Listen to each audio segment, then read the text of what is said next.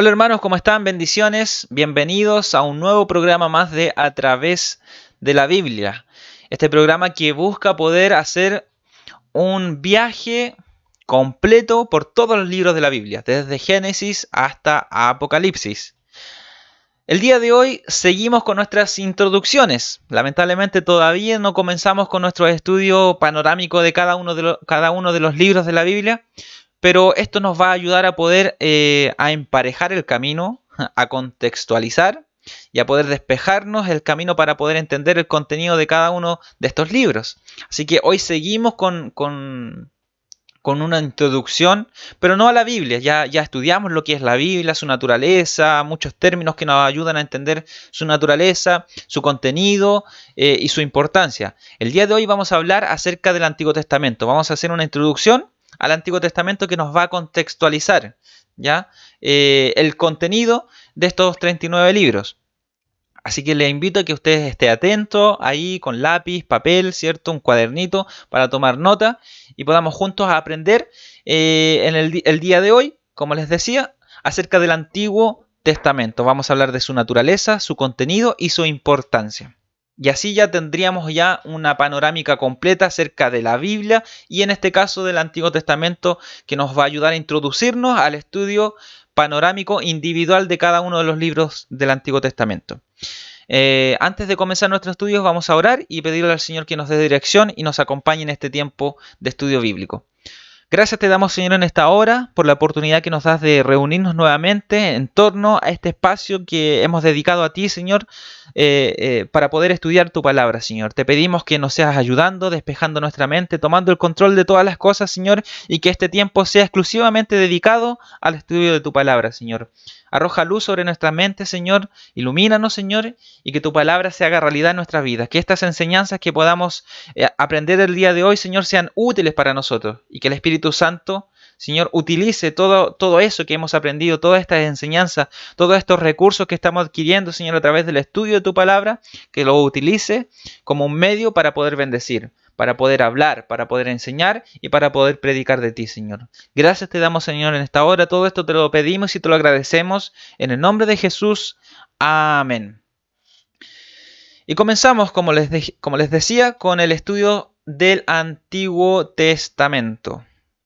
Y en primer lugar vamos a hablar acerca de esta palabra, testamento. Porque así es como conocemos los primeros 39 libros que conocemos como Antiguo Testamento y los 27 siguientes que conocemos como Nuevo Testamento. ¿De dónde proviene esta palabra? Cuando se elaboró la Septuaginta, o sea, la traducción del Antiguo Testamento al griego, del hebreo al griego, donde aparecía la palabra berit, que es traducida como alianza, los traductores del hebreo al griego colocaron la palabra o el término griego diateké, que es el término que más se acerca a la idea original en el griego popular. Más tarde, cuando se traduce al latín, la traducción al latín colocó la palabra testamentum para traducir la palabra diateké, que a su vez era la traducción de berit, o sea, alianza. Este uso fue el que se popularizó llegándose a conocer o llegándose a decir Antiguo Testamento y Nuevo Testamento. Entonces así se origina esta palabra, este término, y se populariza ya en lo que nosotros conocemos como Antiguo Testamento y Nuevo Testamento. El término diateké aparece unas 11 veces en el Nuevo Testamento. La Biblia, la versión Reina Valera de 1960, una versión muy conocida por todos nosotros, ¿cierto? Siempre lo traduce como pacto. Cada vez que aparece la palabra diateké, ¿cierto? O sea, alianza, la Reina Valera, la traducción al español, la traduce como pacto. Pero hay una excepción, que es Hebreos capítulo 9, versículos 16 y 17. Esa es la excepción. En todas las veces, ya que aparece la palabra diateké, en el Nuevo Testamento fue escrito en griego. Entonces la palabra diateké es la palabra para la traducción de berit, que es alianza. Y cuando aparece esta palabra, siempre la Reina Valera lo traduce como pacto. Pero hay una excepción, como les decía, Hebreos 9, 16 y 17, que dice: porque donde hay testamento,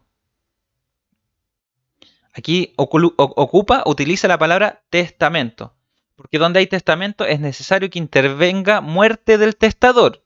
Porque el testamento con la muerte se confirma, pues no es válido entre tanto que el testador vive. Y aquí es como nos hace sentido la palabra testamento, porque nosotros conocemos este término testamento como aquella última voluntad de una persona que deja por escrito antes de morir. El testamento de una persona en donde deja establecido todo lo que se debe hacer con sus bienes, ¿cierto? Con sus propiedades y con todo lo que él haya dejado a la hora de su partida, a la hora de su muerte. Eso es lo que nosotros conocemos como testamento, ¿ya? Pero en el mismo capítulo, ¿ya? En ese mismo capítulo, capítulo 9, todas las otras veces que aparece la palabra diatequela, el término griego para alianza, ¿ya? O para la traducción de berit, del hebreo, aparece como pacto. La Reina Valera lo traduce como pacto. Entonces aquí vemos esa distinción, porque aquí en estos versículos está hablando como de ese concepto acerca del testador, de la persona que deja una constancia de lo que se debe hacer con sus bienes o con lo que él deja con su heredad después de su muerte. Ese es el concepto que está aquí queriendo plasmar el escritor.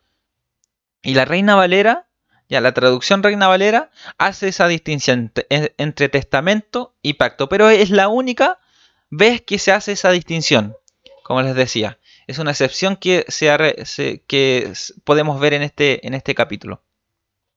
Es evidente que allí se unen el concepto hebreo de pacto y testamento, porque se habla del concepto de testamento como lo conocemos nosotros, pero también está el concepto de pacto, ¿ya? De pacto, como una alianza, como un acuerdo. Entonces se unen los dos conceptos. Y estos conceptos obviamente estaban dentro de la cultura romana, ¿ya? Que implica el concepto, la idea de promesa, ¿ya? La promesa, una promesa. Entonces, tanto el término testamento involucra una promesa, ¿ya? Y que se lleva a cabo, se hace efectiva con la muerte. Y esto obviamente nos hace referencia a Jesucristo, que a través de su muerte, ¿ya? A través de su muerte se hizo efectivo un testamento. Y su muerte, ¿ya? Es el pacto. A través de su muerte hay pacto, hay alianza, hay acuerdo. Pero era necesario que hubiese una muerte. Era necesario que hubiese muerte para que haya un testamento. Para que las promesas o para que el acuerdo, ¿ya?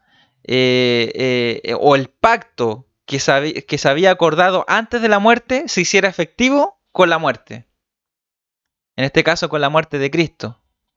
Entonces vemos aquí la unión de ambos conceptos, del testamento y del pacto.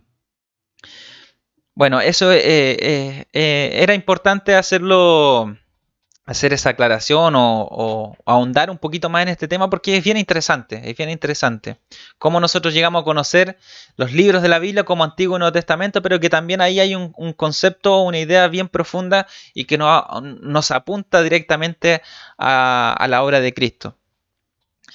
Siguiendo con nuestro estudio, la naturaleza del Antiguo Testamento obviamente es la misma naturaleza de la Biblia en general. Y hablamos que la naturaleza de la Biblia pues posee un carácter tiene el concepto arraigado de lo que es la revelación. Ya lo estudiamos, ¿cierto? Lo estudiamos bien detalladamente en lo que era el tema de la revelación. Pero la característica del Antiguo Testamento es que esta revelación, bueno, y la característica de la Biblia es que esa revelación es progresiva. También lo hablamos.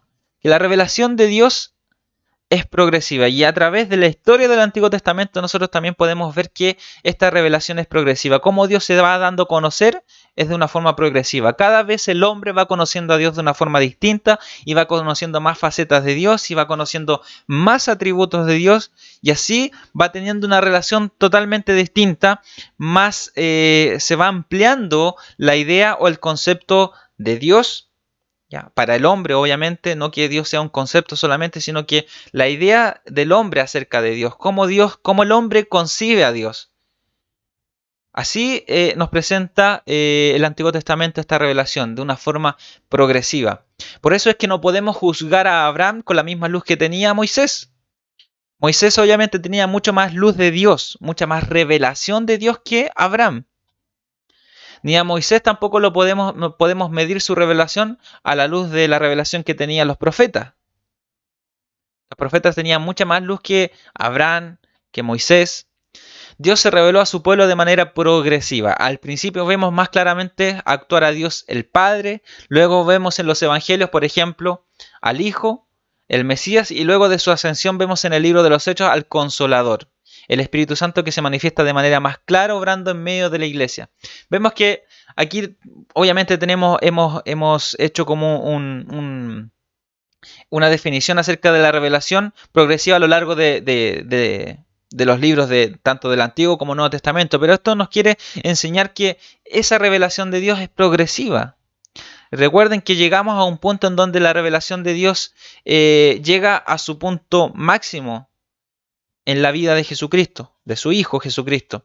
Entonces vemos cómo la revelación en la historia del Antiguo Testamento es progresiva. Por eso es que tenemos que entender que en los primeros libros vamos a encontrar ciertas, podríamos decir, costumbres en relación a la adoración, al culto, que en libros posteriores ya no son válidas.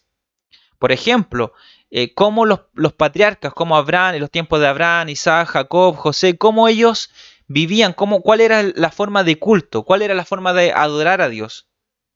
Cómo ellos levantaban un lugar, un altar de adoración a Dios. Ellos lo hacían en cualquier lugar. Si ustedes recuerdan, Jacob cuando estuvo durmiendo, ¿cierto? Recostó su cabeza sobre una piedra, ¿cierto? Y soñó en la noche que había una escalera que llegaba estaba desde la tierra, ¿cierto? Y llegaba hasta el cielo y subían y bajaban ángeles. Entonces, él cuando despierta dice que levanta un altar, ¿cierto? Y allí adora a Dios. Levanta un altar de adoración y pacta con Dios y toma un acuerdo con Dios. Eso no lo vemos ya en tiempos posteriores, como por ejemplo en los tiempos de Moisés, porque ahí Dios ya estableció un lugar específico en donde adorar. Entonces, ahora, no se podía levantar en cualquier lugar un altar de adoración. Estaba el tabernáculo exclusivamente para poder hacer eso. Y habían personas dedicadas específicamente a poder ministrar en el servicio del tabernáculo. Ahora, Abraham y los patriarcas estaban haciendo algo incorrecto. Realmente no lo estaban haciendo. ¿Por qué? Porque la luz que Dios les entregó en aquel tiempo era esa. La revelación o el conocimiento que Dios les había entregado era aquello. Esa forma de poder adorar, esa forma de poder tomar un acuerdo, de pactar con Dios, era lo que Dios le había permitido hasta el momento. Era lo que Dios había permitido, lo que Dios había revelado hasta aquel entonces. Pero mientras iba pasando el tiempo, mientras pasaban los años, mientras la historia del pueblo de Israel iba avanzando, Dios se dio a conocer de una forma más específica, más detallada, y fue demandando del pueblo cosas más específicas, cómo adorar, cómo presentarse delante de Dios.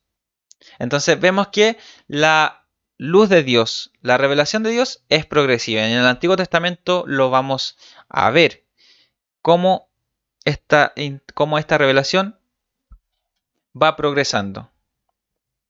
El contenido del Antiguo Testamento. ¿Qué trata? ¿Cuáles son los temas principales que trata el Antiguo Testamento? En primer lugar vemos el trato de Dios con la humanidad. ¿Y eso dónde lo vemos? Obviamente en el primer libro de la Biblia, Génesis. Génesis es el semillero de la Biblia. De allí podemos ver el surgimiento de todo. Del hombre, en primer lugar del mundo, de la creación del hombre, instituciones como el matrimonio, el origen de las naciones, el origen de los idiomas, el origen de todo. Entonces vemos cómo Dios trata con el hombre desde su creación. Vemos el trato de Dios con la humanidad. Y en diferentes etapas. ¿Ya? En diferentes etapas. En tiempo, por ejemplo, en los tiempos de los patriarcas, en los tiempos de Moisés, en los tiempos de los profetas. Dios fue tratando con la humanidad en todo tiempo. De hecho, Dios obra a través de la historia del pueblo de Israel. ¿Ya? Dios está inserto en la historia del pueblo de Israel. Está inserto en la historia que nosotros vemos en el Antiguo Testamento. Vemos los tratos de Dios con la humanidad, vemos el pacto de Dios con Abraham, algo muy importante. ¿Ya? Capítulo 12 del libro de Génesis, vemos cómo Dios pacta, cómo la historia después de la creación, después de que los hombres empiezan a multiplicar, a llenar la tierra, del diluvio, después de la torre de Babel, cómo todo eso, toda esa historia de los primeros 11 capítulos de Génesis se resumen como un efecto embudo hasta llegar hasta este personaje, a Abraham. Cómo Dios lo saca de su tierra, del lugar donde él vivía, lo aparta del lugar de la casa de su padre y pacta con él. Vete de la tierra, de la casa de tu padre, cierto, de tu parentela, y vete a la tierra que yo te mostraré. Y haré de ti una gran nación, en ti serían benditas las familias de la tierra. Entonces vemos cómo Dios pacta con Abraham. Y es importante porque este pacto que Dios hace con Abraham es el centro, podemos decir, es el centro de la historia del pueblo de Israel. Porque de aquí en adelante, a través de Abraham, del padre de la fe, pero el padre de la nación israelita, de la nación hebrea, vemos como aquí este hombre y su descendencia se convierte en la nación del pacto, en un pueblo de pacto con Dios. Posteriormente vemos también la ley de Moisés, cómo este pacto que Dios hace con Abraham se extiende hasta llegar hasta Moisés y cómo este pacto toma más forma, ¿cierto? Parte con un pacto personal entre Dios y Abraham, pero este pacto se extiende también ya hacia una nación completa, hacia el pueblo de Israel. Ya hay detalles específicos como la ley, los 10 mandamientos. No era un pacto solamente entre Dios y Abraham, sino que también era un pacto entre el pueblo de Israel. Y aquí Dios en Éxodo capítulo 20, donde se detallan los 10 mandamientos, vemos cómo Dios quiere tratar con todo el pueblo. Dios quiere ser el Dios de la nación de Israel. Y Él les da a entender, yo soy Jehová tu Dios que te sacó de la casa de Egipto, de casa de servidumbre. Y les dio la libertad y los hizo un pueblo santo. Entonces vemos que este es un tema muy importante dentro del Antiguo Testamento. Sobre todo la ley de Moisés, que fue la norma para los profetas. Quien hablara en nombre de Dios diciendo ser profeta, obviamente tenía que estar de acuerdo con la ley de Moisés. Si estaba en contraste con la ley de Moisés, obviamente ese profeta no era profeta de Dios. Su profecía no era verdadera, no era divina. Entonces es un tema muy importante en el Antiguo Testamento. Otro tema importante y que tiene que ver también con el pacto abrahámico, el pacto mosaico, es la tierra prometida. Dios le prometió una tierra a Abraham. Le dijo que saliera de su familia, del lugar donde él vivía y se fuera a la tierra que él le mostraría. Y Dios le mostró, Dios le dijo que le iba a dar el territorio de Canaán. Moisés también divisó la tierra de Canaán. La primera generación que salió de Egipto murió en el desierto por su desobediencia y no entró a la tierra prometida. Pero sí la segunda generación, aquella que nació en el desierto, en el peregrinaje en el desierto, ellos sí entraron a la tierra prometida. Y cuando Josué introduce a esta generación a la tierra prometida, ahí vemos cumplida ya la promesa de Dios, el pacto de Dios a Abraham. Abraham fue bendecido con un hijo, fue bendecido con un territorio, parte del territorio, pero no en su totalidad. Moisés también fue parte de las promesas de Dios, vivió las promesas de Dios, el pacto que Dios hizo con Abraham, con él, y con el pueblo, pero esa generación que entró a la tierra prometida pudo ver cumplida en su totalidad la promesa de Dios, el pacto de Dios. Si bien los que entraron, Josué y todo el pueblo que entró, no tomaron la tierra, no conquistaron totalmente el territorio cananeo, sí, Dios cumplió su palabra, porque ellos sí se establecieron y ya ese lugar conocido como un territorio cananeo, ¿cierto? La tierra de Canaán, después fue el territorio de los israelitas y ese lugar, ese territorio se pasó a llamarse Israel, donde las 12 tribus se establecieron al norte, al sur, al centro. Entonces vemos cómo las promesas de Dios se cumplieron. De hecho, el tema del Pentateuco, de los primeros 5 libros, es el cumplimiento parcial y no parcial de las promesas hechas por Dios a Abraham, a los patriarcas. Entonces vemos en parte que se cumple el propósito de Dios en los primeros 5 libros escritos por Moisés, de Génesis a Deuteronomio, pero ya vemos en el libro de Josué, más adelante, cómo esa promesa se cumple cuando el pueblo entra a la tierra prometida y entra a este lugar, obviamente deseado por aquellos que salieron de Egipto, deseados por aquellos que peregrinaron en el desierto, deseado por aquellos que perecieron también en el desierto, pero esa generación que entró pudo ver cumplida la promesa de Dios. También vemos un tema de gobernantes, también un tema importante de gobernantes nacionales. Y aquí hablo también de los jueces, el periodo de los jueces, un tiempo en donde el pueblo de Israel, eh, estando en la tierra prometida, estando en Canaán, vivió un tiempo de hostigamiento por sus enemigos. Recuerden, ellos no pudieron expulsar a todos los cananeos, a todos los pueblos que vivían ahí en el territorio de Canaán. No pudieron expulsarlos a todos. Y estos remanentes de estos pueblos que quedaron ahí en Canaán fueron enemigos que hostigaron a los israelitas. ¿Ya? Siempre los hostigaron. Y es allí donde se levantan estos jueces, estos caudillos, estos personajes, estos líderes que liberaban a Israel de sus enemigos opresores. El libro de jueces nos habla de un ciclo bien particular, un ciclo que vivía el pueblo de Israel. A la muerte de Josué, no se levantó nunca más un líder como Moisés o como Josué. Siempre se levantaron personajes que, que lo hacían de acuerdo a la necesidad que había en aquel tiempo. ¿Qué es lo que pasaba con el pueblo de Israel?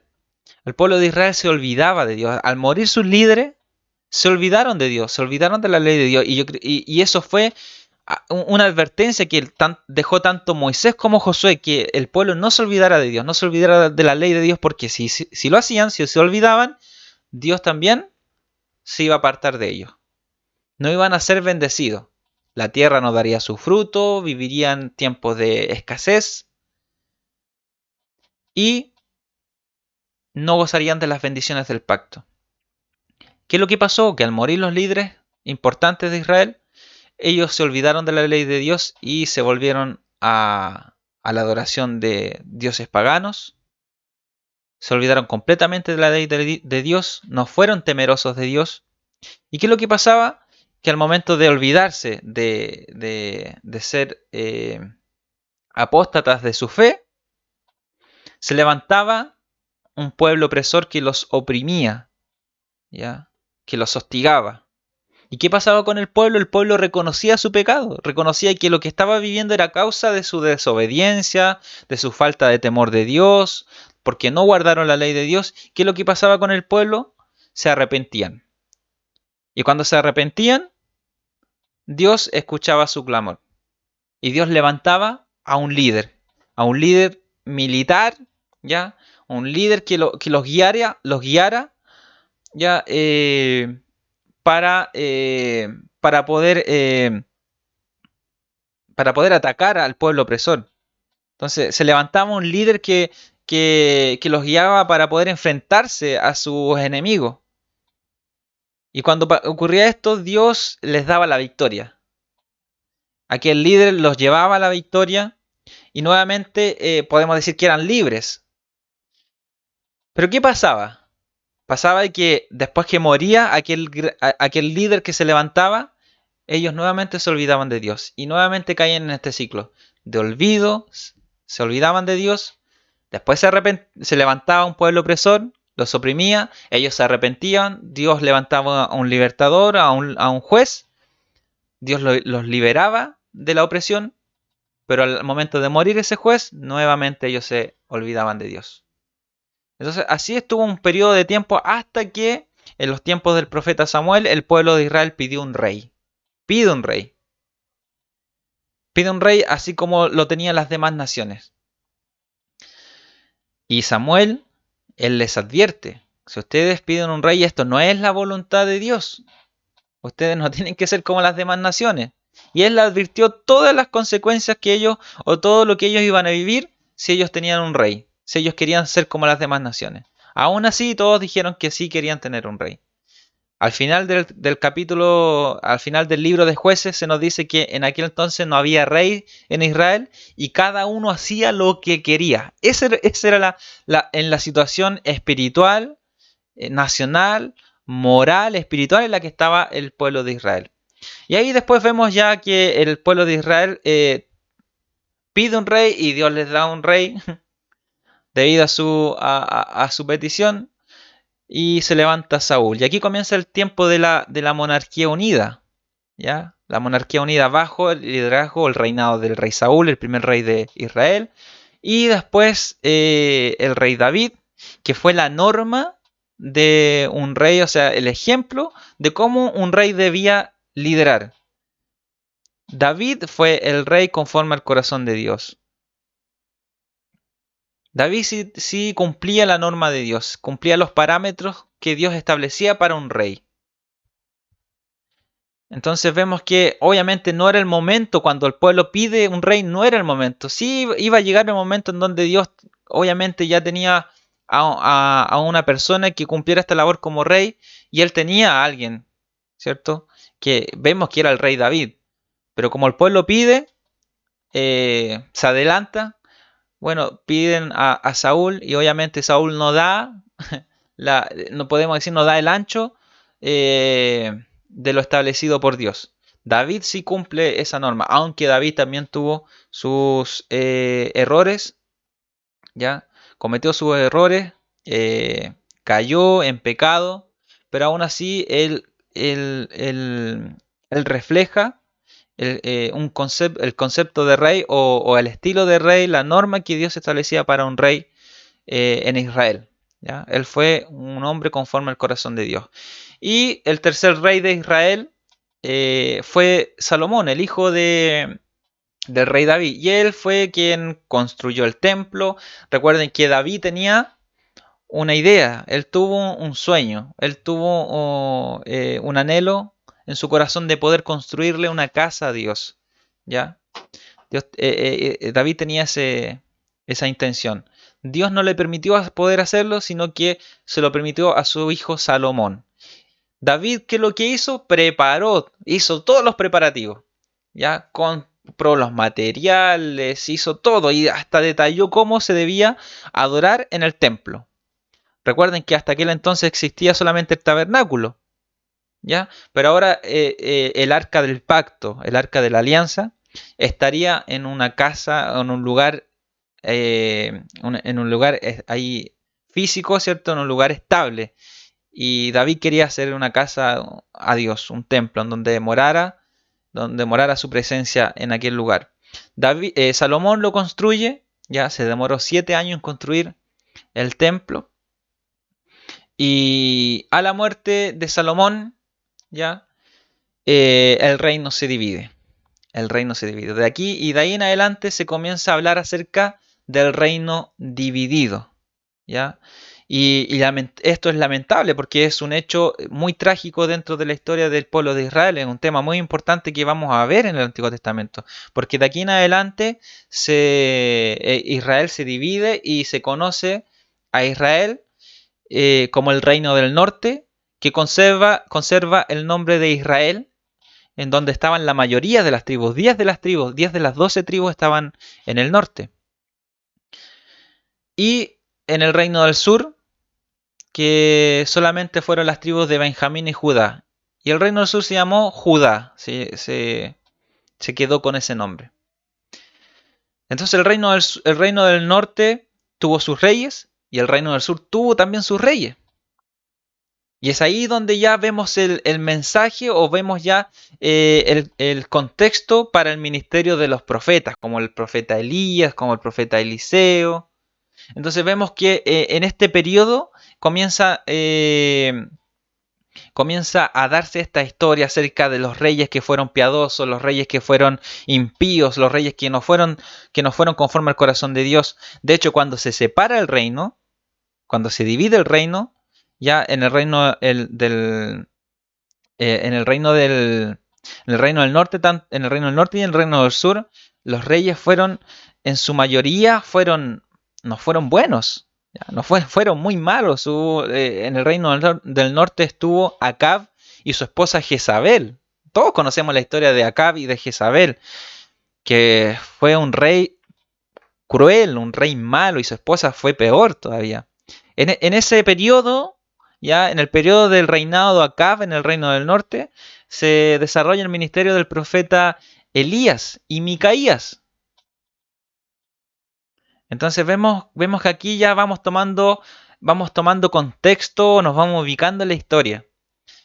Entonces todos estos temas son muy importantes en el Antiguo Testamento que nos van a ayudar a poder comprender el contexto de los libros del Antiguo Testamento. Por ejemplo, el contexto de los profetas. Entonces, teniendo en cuenta que así transcurre la historia del pueblo de Israel a lo largo del Antiguo Testamento, nosotros vamos a entender claramente cuando leamos algún profeta, cuando leamos algún libro profético, vamos a dar cuenta que está hablando, por ejemplo, de algún rey, y nosotros vamos a entender que está hablando del reino del norte o el reino del sur, y nos vamos a poder ubicar de mejor forma en la historia, y vamos a poder tener más claro la panorámica del Antiguo Testamento. Y también tenemos después de esta división del reino, que es un evento muy trágico, pero ocurren dos eventos más trágicos aún. Después que el reino se divide en el 930 a.C., en el 722 a.C., unos cientos de años más después de su división, el reino del norte es destruido. Las 10 tribus son dispersadas y el reino del norte no existe más. En el 722 a.C., el imperio asirio asola Samaria, que era la capital del reino del norte, y son llevados en cautiverio. Y de ahí en adelante no existen más las tribus del norte, las 10 tribus. No existe el reino del norte. No existe Israel. Y unos cientos de años más tarde, en el 586, lo que sucede es que Nabucodonosor, el rey de Babilonia, toma Judá, en cautiverio Judá, destruye Jerusalén y el templo, y el reino de Judá deja de existir y ellos se van al exilio, en cautiverio a Babilonia. Y así termina la historia, podríamos decir, termina en parte la historia de la nación de Israel después de ser el pueblo del pacto, después de formar una nación, de establecerse en Canaán, formar una nación, tener un reinado, después de vivir un tiempo de esplendor, por ejemplo, en el reinado de Salomón, que fue el máximo esplendor de la nación de Israel. Llegamos a este punto en donde el reino del norte es destruido y el reino del sur también es asolado, su templo es destruido, Jerusalén, los muros de Jerusalén son destruidos, la ciudad de Jerusalén es destruida y son llevados al cautiverio a Babilonia, a una tierra extranjera. Ese es el panorama que nos presenta el Antiguo Testamento, pero después de ese tiempo, en el 538, ya no era el imperio babilonio el que predominaba en aquel territorio, en aquel entonces, sino que era el imperio persa. Y en aquel entonces el rey persa Ciro, en uno de sus edictos, él permite que los judíos retornen a Jerusalén. Que retornen a Jerusalén y que reconstruyan el templo. Y después, posteriormente, se reconstruyen los muros de Jerusalén. Y aquí vemos la historia de Esdras y Nehemías. Cómo después de estar años en el exilio, Dios nuevamente comienza a tratar con el pueblo de Israel. Y les recuerda que ellos siguen siendo el pueblo del pacto. Siguen siendo el pueblo de Dios. Que ellos siguen siendo su pueblo y que ellos tienen que seguir con esa esperanza. Tienen que seguir con esa certeza de que ellos son el pueblo del pacto, que Dios no se ha olvidado de ellos y que ellos ahora sí deben hacer las cosas de la forma correcta. No olvidarse de Dios, porque todo lo que se nos cuenta hasta ese entonces, todos los libros para atrás, o sea, desde Génesis hasta, podemos decir, hasta Segundo de Crónica, toda esa historia que ellos conocían les da a entender que en algún momento ellos se desviaron, que algo hicieron mal. Ahora que Dios les dio la oportunidad nuevamente de construir su ciudad, Jerusalén, y su templo, era hora de que ellos hicieran las cosas bien. Tenemos la esperanza mesiánica. Recuerden que a todo esto ellos tenían esas esperanzas mesiánicas y la restauración, o sea, el hecho de volver nuevamente a Jerusalén a reconstruir el templo, nuevamente renacía la esperanza mesiánica de este rey, de este Mesías que iba a gobernar y que ellos iban a volver ese esplendor, ya, a hacer nuevamente lo que fueron un día con el rey David, con Salomón. Entonces vemos que hay una esperanza mesiánica. Y vemos cómo el pueblo de Israel, eh, el pueblo de Israel eh, aprende, podemos decir con esto, o más bien reflexiona de cómo ellos actuaron, reflexiona de cómo su historia ha llegado hasta ese punto. ¿Ya? Entonces, todos estos temas nosotros tenemos que manejar todos estos temas. Quizá aquí lo vimos de una forma bien sencilla, pero esto nos ayuda bastante a poder entender el contexto de los libros, a poder entender el contexto no tan solamente del Antiguo Testamento, sino que también del Nuevo Testamento. El hecho de que, como les contaba, el hecho de que el reino se haya dividido, ahí dio paso a una, podemos decir, a uno de los contextos culturales del Nuevo Testamento a algunas conductas, podríamos decirlo así, del Nuevo Testamento. Por ejemplo, en el Nuevo Testamento nosotros sabemos que entre judíos y samaritanos no hay mucha relación. De hecho, no hay relación entre ellos. Como que prácticamente se odian.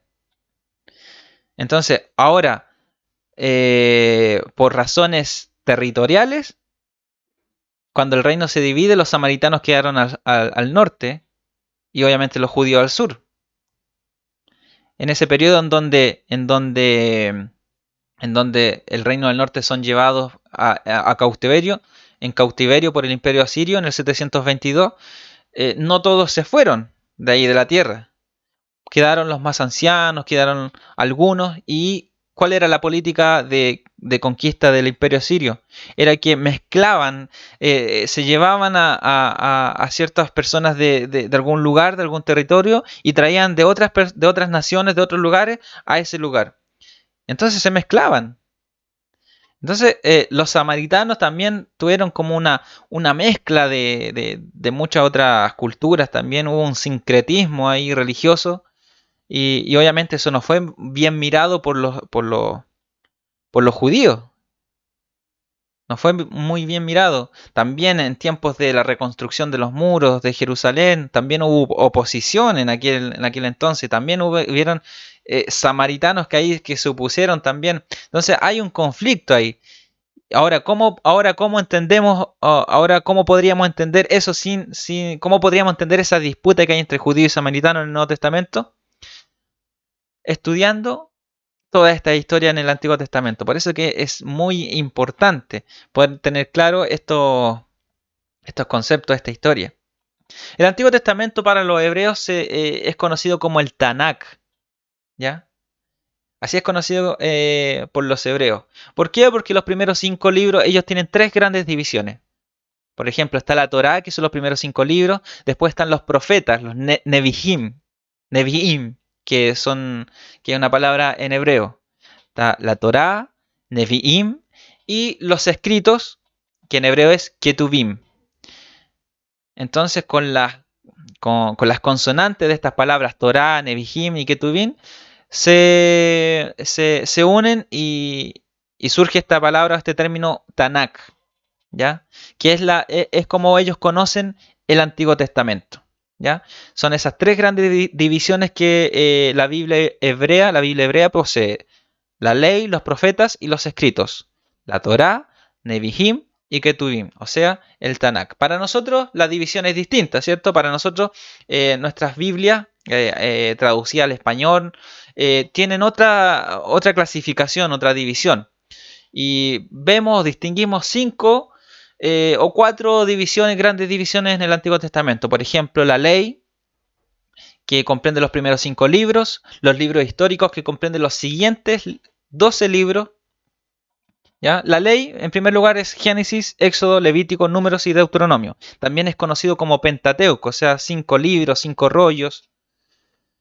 Los libros históricos son desde Josué hasta Esther. 12 libros. Tenemos a Josué, Jueces, Ruth, primero y segundo de Samuel, primero y segundo de Reyes, primero y segundo de Crónicas, Esdras, Nehemías y Esther. La tercera división se le conoce como libros poéticos y comprende los libros de Job, Salmos, Proverbio, Eclesiastés y Cantar de los Cantares. ¿Por qué se llaman libros poéticos? Porque utilizan este recurso literario, la poesía, para poder expresar muchas cosas. Los salmos son muy poéticos, los proverbios también tienen mucha poesía, el libro de Cantar de los Cantares también utiliza mucha poesía.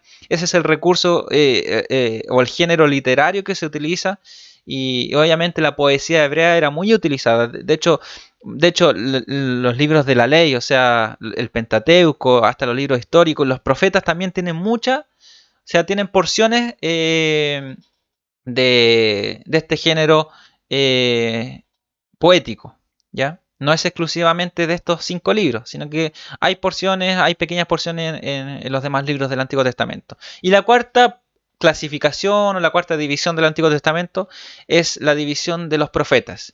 Y esta a su vez, por eso decía que hay 5 divisiones, porque los profetas se dividen en profetas mayores y profetas menores. Y esto es debido a la extensión de sus escritos también.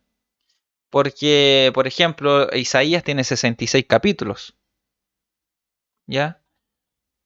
Tiene 66 capítulos, y hay otros libros como Sea Joel que tienen menos capítulos, ¿ya? Menos capítulos, menos de 10 capítulos. Entonces, se les conoce como profetas mayores y profetas menores. Los profetas mayores tenemos a Isaías, Jeremías, en conjunto con Lamentaciones, Ezequiel y Daniel. Y los profetas menores tenemos a Oseas, Joel, Amós, Abdías, Jonás, Miqueas, Nahum, Habacuc, Sofonías, Ageo, Zacarías y Malaquías. Esa es la división que nosotros conocemos del Antiguo Testamento, ¿ya? Estas divisiones nos ayudan bastante porque si nos hablan de, por ejemplo, de Oseas, estamos hablando entonces de ¿qué? De los profetas menores. Y cuando hablamos de los profetas, nosotros tenemos que situarnos en un periodo de la historia específico del pueblo de Israel. Y muchas veces nos va a ayudar el conocer los libros de Reyes y Crónicas, porque nos habla acerca de eso, de los reyes que existieron, los reyes que reinaron en el norte y en el sur. Y en esos periodos, en esos reinados, ¿ya? Ministraron también los profetas. Entonces podemos hacer las conexiones para poder hacer conexiones entre cada libro, ¿ya? Y contextualizar el mensaje de los profetas. ¿Cómo nosotros sabemos a quién se dirige? Aquí el profeta tanto está hablando a quién? Porque utiliza, por ejemplo, habla a Israel. Pero muchas veces nosotros creemos que está hablando a todo Israel, a todo el pueblo de Israel, porque muchas veces, bueno, algunos ni siquiera sabíamos que existía una división del reino, que a uno se les llamó israelita y a otro se les llamó judío, el territorio de Israel y el territorio de Judá. Entonces, Los profetas van a hablar al reino del norte o al reino del sur. Y tenemos que saber a quién le está hablando para nosotros poder interpretar correctamente su profecía. Entonces, es bien importante saber el tipo del tipo de literatura a la que nos enfrentamos. Si estamos hablando del libro de los Salmos, ya tenemos claro que estamos hablando de una literatura poética. Si estamos hablando del libro de Esther, o Nehemías, o Josué, sabemos que estamos hablando de libros que nos hablan acerca de la historia del pueblo de Israel. Libros históricos. Si hablamos de Éxodo, ya sabemos que estamos hablando de la ley, de la Torá, del Pentateuco. Entonces es importante conocer las clasificaciones también de la Biblia, del Antiguo Testamento en este caso, porque nos va a ayudar a poder comprender el contenido de los libros, ¿ya? Que componen esa categoría, clasificación o división. El canon del Antiguo Testamento. ¿Cómo se conformó el canon? Bueno, ya hemos hablado, cuando hicimos una introducción a la Biblia, hablamos acerca del canon de la Biblia, cómo se conformó. Y el canon del Antiguo Testamento para que un libro fuese considerado como inspirado por Dios y digno de leer, de meditar en él, tenía que cumplir ciertos criterios, ¿ya? En primer lugar, tenía que ser escrito por un profeta. Los profetas del Antiguo Testamento eran llamados por Dios con el fin de anunciar un mensaje a su pueblo. Deuteronomio 18:18 dice: Profetas les levantaré de medio de sus hermanos como tú, y pondré mis palabras en su boca, y él les hablará todo lo que yo les mandaré. Siendo el profeta entonces el portavoz de Dios, sus escritos contenían entonces la revelación de Dios. Entonces era importante para los judíos, ¿cierto? Para la comunidad, que estos escritos, ¿ya? Que si se presentaba algún escrito, este fuese escrito por algún profeta, tuviese ese peso, esa importancia, porque los profetas obviamente eran la voz de Dios, eran los portavoces de Dios, del mensaje divino. En segundo lugar, tenían que poseer una doctrina correcta y concordante con la ley. ¿Se acuerdan que les dije que este tema acerca de la ley de Moisés era muy importante dentro de la historia del pueblo de Israel, o dentro dentro del contenido bíblico? Porque para los profetas la norma, o podemos decir la base, su fundamento era la ley. Los profetas eran portavoces de Dios y eran guardianes de la ley. Por eso que los profetas hacían un llamado permanente al arrepentimiento, a que el pueblo se volviera a Dios, a que los reyes se volvieran a Dios, porque para el rey, el profeta era la voz de Dios, y ellos tenían que hacer caso al profeta, porque era la voz de Dios. Entonces el profeta estaba encargado de ser guardián de la ley. Si un profeta no hablaba conforme a la ley de Moisés, entonces este profeta no era considerado profeta. Su profecía no era divina, no era de parte de Dios. Otro punto también, como tercer punto, era que tuviese una doctrina edificante. El pueblo de Dios había pasado por muchos abates en manos de sus enemigos. En los tiempos de los jueces, ¿cierto? En la tierra de Canaán, cuando se dividió el reino y los imperios empezaron a atacar, ¿ya? El imperio asirio, el imperio babilónico, el imperio persa. Entonces esto tenía que tener un mensaje edificante, ¿ya? Tenía que tener un mensaje de aliento en voz de los profetas, ¿ya? Porque esto le recordaba las promesas de Dios. Como hablábamos hablábamos de los temas del Antiguo Testamento, el tema de la restauración, de la vuelta del pueblo de Israel del exilio. Estos libros, Esdras, Nehemías, nos hablan acerca de esa esperanza que el pueblo de Israel volvía a tener, porque habían vuelto a sus tierras. Dios no se había olvidado de ellos. Entonces los libros también tienen un mensaje edificante. No tan solamente era un mensaje de condenación por sus pecados, por su maldad, sino que también había una palabra de aliento, una palabra de restauración por medio de los profetas, ¿ya? En cuarto lugar, también tenía que ser aceptado por la comunidad. Los textos, estos libros, tenían que ser aceptados por la comunidad. Tenían que ser leídos, citados por la comunidad. Entonces, si era un libro que nadie conocía, si era un libro que solamente un grupo pequeño aceptaba y no había un consenso con la comunidad, realmente el libro no era considerado como inspirado por Dios, ¿ya? Otro punto también era que fuese escrito en hebreo, ¿ya? Era importante este punto, que fuese escrito en hebreo, porque todos los profetas Todos los libros que nosotros ya poseemos, que nosotros conocemos como Antiguo Testamento, los 39 libros, todos fueron escritos en hebreo, aunque hay unas ciertas porciones en arameo, pero ya escritos en otro idioma, como por ejemplo en el griego, ya eran considerados, no eran considerados parte del canon, ¿ya? Y eso también es como una diferenciación, ¿ya? O como un punto de referencia para saber qué tipo de literatura uno se está enfrentando. ¿Por qué? Porque los libros posteriores a Malaquías, ¿ya? Todos fueron escritos en griego. Y todos estos libros no tienen un carácter inspirado por Dios, no eran considerados por la comunidad, no fueron escritos por profetas o hombres importantes, ¿ya? No tenían, en muchos casos no tenían doctrina edificante, entonces no tenían los criterios para considerarse libros inspirados, ¿ya? Entonces muchos de los libros que fueron escritos en griego, esos son considerados como libros apócrifos. Y cuando la, el Antiguo Testamento fue traducido al griego, se introdujeron muchos libros apócrifos. Cuando se tradujo del hebreo al griego, se introdujeron también en el canon libros que estaban ya escritos en griego. Pero esos libros son considerados como apócrifos, o sea que no se sabe, su nombre es oculto, su autoría es anónima, no se sabe quién los escribió. Entonces, cuando nosotros nos enfrentamos a este tipo de literatura, nosotros los reconocemos como libros apócrifos, ¿ya?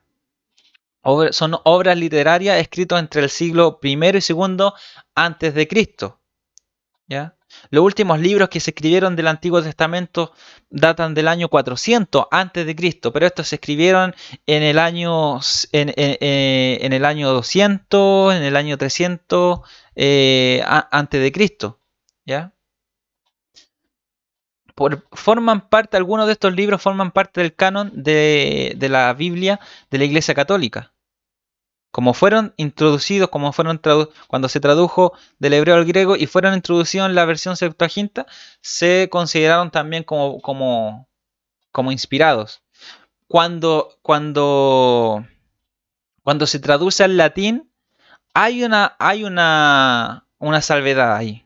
Hay una salvedad que el traductor hace diferencia entre estos libros.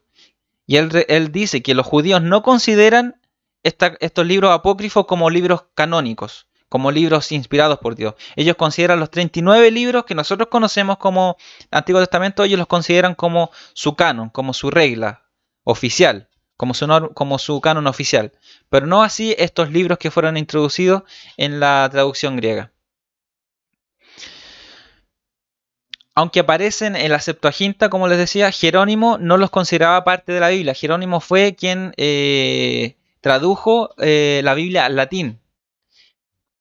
La tradición protestante y evangélica sigue los consejos de Jerónimo, viendo a los apócrifos como escritos que merecen lectura, pero no como escritos inspirados al nivel de la Sagrada Escritura.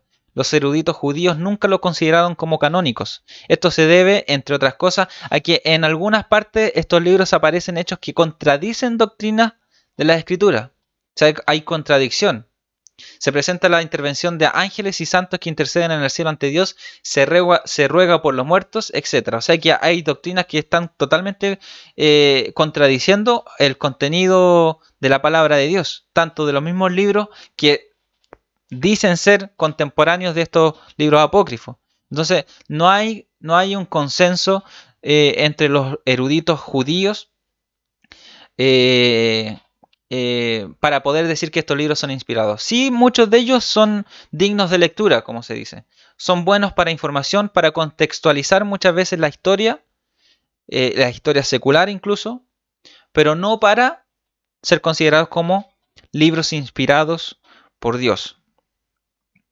Entonces vemos que dentro de la literatura antigua testamentaria nos encontramos también con la literatura apócrifa. Y como por ejemplo podemos ver muchos libros apócrifos, ya que están divididos en libros, también tienen su clasificación como libros históricos, como libros religiosos, como libros de leyendas religiosas y como libros también de sabiduría, parecido a los libros de Proverbios de Salomón. Entonces encontramos mucho tipo de literatura apócrifa. Ya tenemos, por ejemplo, primero de Esdras, primero y segundo de Macabeos. Estos libros que fueron escritos más o menos en el 140, 100 antes de Cristo, estos tienen una característica histórica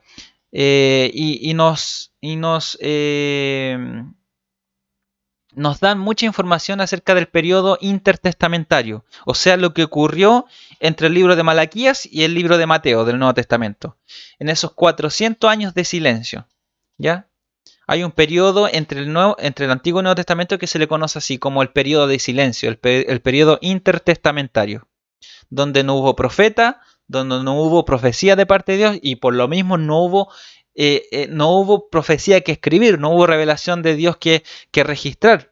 Por eso que estos libros no son considerados como inspirados por Dios, porque no hubo un profeta de parte de Dios quien hablara. Por lo tanto, no había nada que contar, registrar, porque no era importante para la historia de Israel. Pero estos libros estos libros apócrifos, tratan de llenar esos vacíos que existen entre la historia entre esos 400 años de silencio. Y tratan de unir, en este caso, en algunos casos tratan de unir la historia del Antiguo Testamento y el Nuevo Testamento.